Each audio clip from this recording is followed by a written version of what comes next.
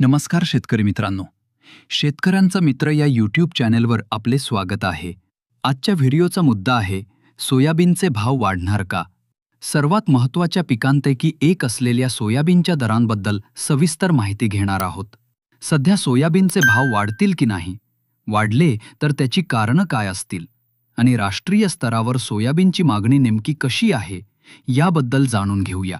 सर्वात अगोदर आपण पाहूया महाराष्ट्रातील सध्याचे सोयाबीनचे चालू बाजारभाव.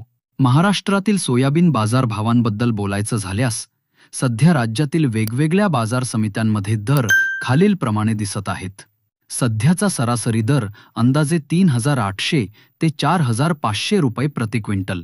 महाराष्ट्रातील काही प्रमुख बाजार समित्यांचे बाजारभाव पुढील प्रमाणे: हिंगोली 3,721 रुपये प्रति क्विंटल, 4,281 रुपये प्रति क्विंटल. अकोला 3,700 रुपये प्रति क्विंटल, 4,375. लातूर 3,000 रुपये प्रति क्विंटल, 4,352 रुपये प्रति क्विंटल.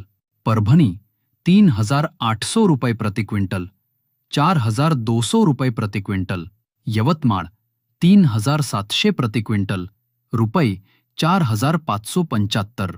बाजारभावा विचार केल्यास किमान आणि कमाल दर साधारणतः 3,500च्या आसपास आणि कमाल दर चांगल्या प्रतीच्या मालासाठी 4,555 पर्यंत दिसत आहे.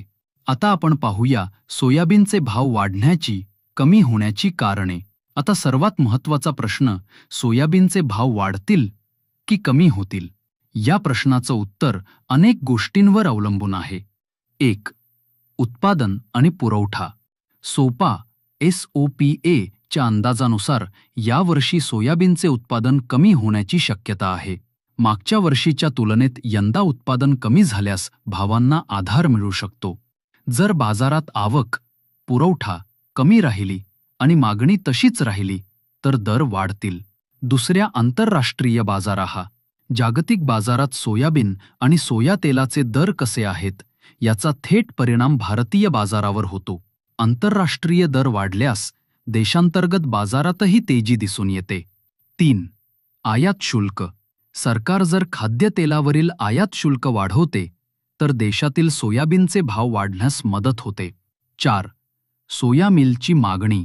सोया पेंडची निर्यात आणि देशातील पशुखाद्य उद्योगातून मागणी वाढल्यास सोयाबीनचे दर वाढतात. अनेक शेतकरी बांधवांची सोयाबीनला प्रति क्विंटल 6,000 रुपये किंवा त्याहून अधिक भाव मिळण्याची अपेक्षा आहे.